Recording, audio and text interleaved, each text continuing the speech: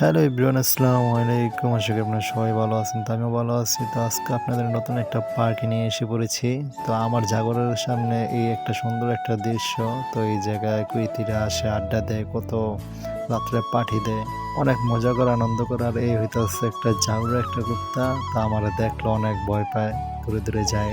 আর এই জায়গায় আমার এক সাদিক থাকে। তো সাদিকের বাসায় আসলাম কিছু একটু ঘোরাঘুরি করতে। একা একা ভালো লাগে না, ভালো লাগছে না, এই কারণে চলে আসলাম সাদিকের কাছে। আর এই জায়গাটা হইতাছে অনেক সুন্দর করবো, আর কয়েকদিন পর আর অনেক সুন্দর করব। তারপর আর একটা ভিডিও দিব সময় ইনশাল্লাহ।